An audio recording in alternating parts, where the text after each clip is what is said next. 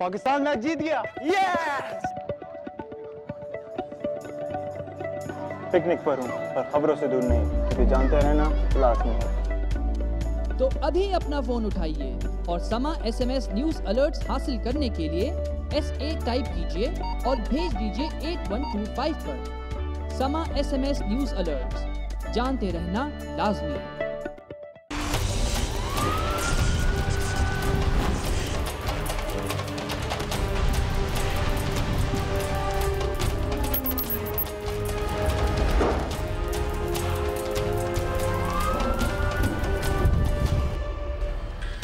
Programme में एक दफा फिर खुशामदीद।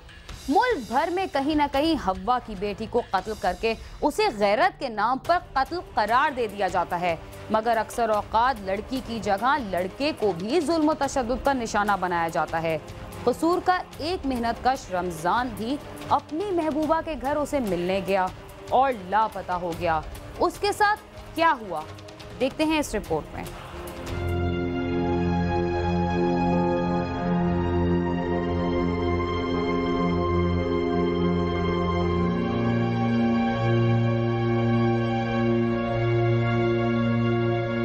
कसूर के इलाके मुस्तफाबाद अमीर कॉलोनी का रहायशी मुख्तार अहमद मेहनत मजदूरी करके अपने घर वालों का पेट पाल रहा था। उसके 3 बेटे और 5 बेटियां हैं। उसका बड़ा बेटा रमजान लाहौर की एक फैक्ट्री में काम करता था। 1 माह कबल वो घर से किसी काम के लिए गया और फिर वापस न आया। घर वाले उसे तलाश करते रहे और अगले रोज थाना मुस्तफाबाद में रमजान के अगवा का मुकदमा दर्ज करवाने के लिए दरख्वास्त दे दी, मगर पुलिस ने कोई कार्रवाई न की। छोटा मुंडा मेरा बेटा रमजान लाहौर की फैक्ट्री में काम करता था। वो कमा कर लाता था, जिससे घर के अखराजात चलते थे। वो इंतहाई शरीफ था, उसका किसी से कोई झगड़ा नहीं था। वो अच्छा भला रात को सोने के लिए छत पर चला गया, फिर उठकर नीचे आया और कहा उसे किसी दोस्त से मिलने जाना है, घंटे तक वापस आ जाएगा। मगर वो सुबह तक वापस न आया तो हम उसे तलाश करते रहे। एक दिन गुजरने पर थाने में भी दरख्वास्त दे दी, मगर पुलिस मुकदमा दर्ज नहीं कर रही। रमजान की पुरअसरार गुमशुदगी के 1 हफ्ते बाद फिरोजपुर रोड नहर से पुलिस को एक नौजवान की लाश मिली। पुलिस ने मौके पर पहुंचकर लाश कब्जा में ले ली। इतला मिलने पर रमजान के उर्सा भी वहां आ गए और उन्होंने लाश को शनाख्त कर लिया, जो कि रमजान की ही थी। पुलिस ने लाश पोस्टमार्टम के लिए भिजवाकर नामालूम अफराद के खिलाफ मुकदमा दर्ज कर लिया। रमजान की हिलाकत पर घर में कोहराम बरपा हो गया। मेरा बच्चा हाय, किसी जालिम ने मेरे बेटे को मार दिया। पुलिस वाले भी जालिम हैं। वो कार्रवाई करते तो शायद मेरा बेटा जिंदा मिल जाता। रोजाना इसका बाप, भाई और महल्लेदार थाने जाते हैं, मगर पुलिस ने मुकदमा दर्ज न किया और न ही इसको तलाश करने के लिए कोई कोशिश की। मेरे बेटे की तो किसी से कोई दुश्मनी भी न थी।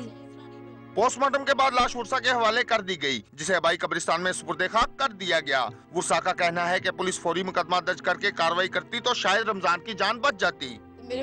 मेरा भाई इस रात को काम से घर वापस आया था। मैंने इसे रोटी दी थी, वो खाना खाकर सोने चला गया। मैं भी सो गई। सुबह मालूम हुआ कि भाई रात को कहीं गया था और वापस नहीं आया। मेरी माँ, बाप और दीगर रिश्तेदार इसे ढूंढते रहे। 1 हफ्ता बाद भाई मिला भी तो किस हालत में। जालिमों ने इसे मार डाला। मेरे भाई की किसी से क्या दुश्मनी थी, इसने तो कभी किसी को बुरा भला भी नहीं कहा था। पता नहीं मेरे भाई को किसकी नजर खा गई।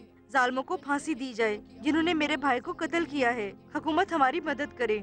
डीपीओ कसूर सैयद खुर्रम अली ने इस अंधे कत्ल का मौमा हल करने के लिए एडिशनल एसपी की सरबराही में एक पुलिस पार्टी तश्कील दी, जिसने मुख्तलिफ पहलुओं पर तफ्तीश शुरू कर दी। उसका सामान चेक किया गया तो पुलिस को 2 लव लेटर मिले, जिसमें लड़की ने अपने नाम की जगह आर लिखा हुआ था। जब पुलिस ने मजीद तफ्तीश की तो मालूम हुआ कि रमजान का इलाके के रहायशी मोहम्मद अनवर की बेटी रुखसाना के साथ मुआशका चल रहा था। पुलिस ने शक की बिना पर रुखसाना के भाइयों शफाकत, लियाकत और यूनुस को शामिल तफ्तीश किया तो उन्होंने इंकशाफ किया कि रमजान के उनकी बहन के साथ ताल्लुकात थे, जिस पर उन्होंने उसे धोखे से अपने घर बुलवाकर कत्ल करने के बाद लाश नहर में फेंक दी थी। डेड बॉडी मिली थी एक रमजान नाम के शख्स की, तकरीबन ये 20-22 साल नौजवान था। इसकी डेड बॉडी मिली थी नहर में से इसके कत्ल के कोई 1 हफ्ते के बाद।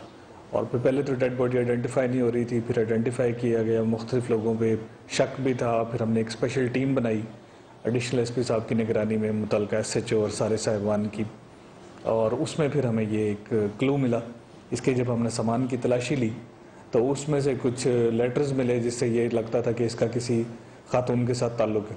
उसमें फिर हमने ट्रेस किया तो फिर ये सारा बात सामने आई कि उस खातून जो रुखसाना बीबी थी उसके भाइयों ने इसको कत्ल किया। गिरफ्तार हो गए? जी गिरफ्तार हो गया मुलज़िम। सारी बात की, इस निशानदेही कर दी उसने। मकतूल रमजान के वुसा ने आला हुकाम से मुतालबा किया है कि कातलों को जल्द अज जल्द कैफरे करदार तक पहुँचाया जाए और अगवा का मुकदमा दर्ज करने में सुस्ती करने वाले पुलिस एहलकारों के खिलाफ भी कार्रवाई की जाए। साथी रिपोर्टर मोहम्मद शफीक के साथ आमिर शहजाद, समा, कसूर।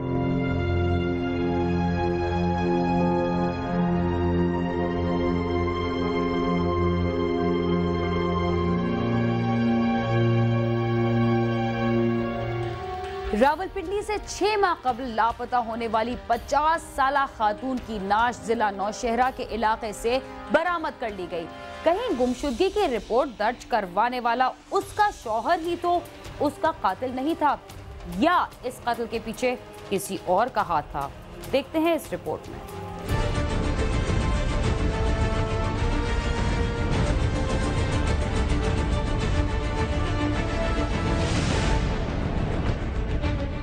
रावलपिंडी के थाना मोरगाह में 8 दिसंबर 2011 को सईद नामी शख्स ने रिपोर्ट दर्ज कराई कि इसकी 50 साला बीवी हलीमा बीवी समा बस अड्डे से गायब हो गई है, जिसके पास 50,000 रुपए भी मौजूद थे।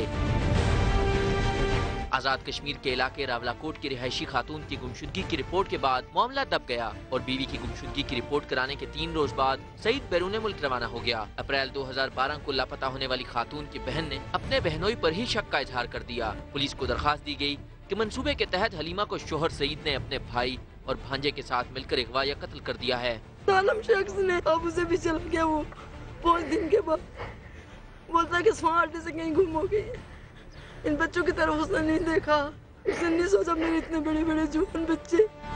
पुलिस ने खातून की मुद्दत में मुकदमा दर्ज करके नामजद मुलजिमान को हिरासत में लिया तो सईद के भांजे रिजवान ने इंकशाफ कर दिया कि मैंने ये काम मतलब मामी को मैंने कत्ल किया है और मुझे मामू ने कहा है कि मेरी इज़्ज़त का मामला है, इसको इस तरह कहीं कत्ल करो कि किसी को पता ना चले। गाड़ी में बिठाकर एक पीर के बहाने पीर को मिलना है तो वो मर्दान चले गए। मर्दान जब वो एक गुम्बद गांव का इलाका है उसमें जंगल में ले जाकर इसको कत्ल कर दिया। पुलिस ने कई दिनों की मेहनत के बाद 6 माह कबल कत्ल की जाने वाली खातून की नाश जिला नौशहरा के इलाके अकोड़ा फटक से बरामद कर ली, जहां की पुलिस ने कोई मुकदमा दर्ज किया और न ही तफ्तीश की और लाश मिलने के बाद इसे जमीन में दबा दिया। घर से उनको लेके आए चेकअप के बहाने से। वालिद साहब और उनके साथ उनका भांजा था, वो लेके आए और आगे से पिंडी लेके आए, इधर आके मार दिया उनको। और हमें तरह तरह की कहानियाँ सुनाते रहे, वो खुद गई, आज आ जाएगी, कल आ जाएगी, और उसके बाद आज हमें जो है ना की डेड बॉडी मिली है। खामन था और वो इसे ले आए कि जनाब आप बीमार हैं, आपको दम वगैरह कराना है, तो वहाँ से ले आए रावलाकोट और रावलाकोट से इसको ले गए मर्दान और नौशहरा के दरमियान। बुनियादी जो वजह इनके दरमियान खानगी जो झगड़े वगैरह बने हैं, ठीक है, ये प्री प्लान इसने दुबई से आया, ये इसने प्री प्लान किया और करने के बाद इसने जो है ये सारा इकदाम किया है। घरेलू झगड़ों की जो बुनियाद बनी है ये।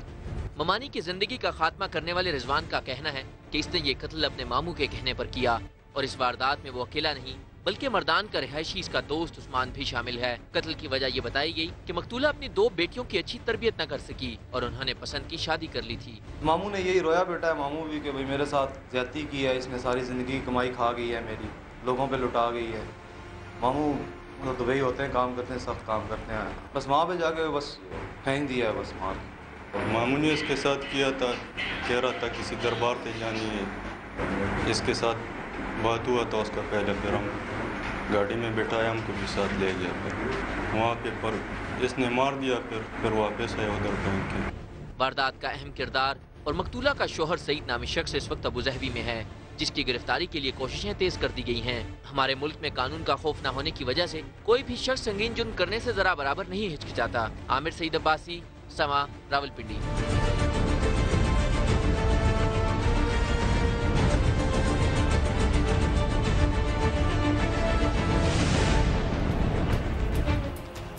बैरून मुल्क काम करने वाले अफराद जब कई बरस बाद अपने घरों को वापस लौटते हैं तो घर का पूरा निजाम दरहम बरहम हो जाता है और बच्चों की तरबियत भी ठीक तरह से नहीं हो पाती, जिसका इल्जाम अमूमन वो अपनी बीवियों पर ही लगाते हैं।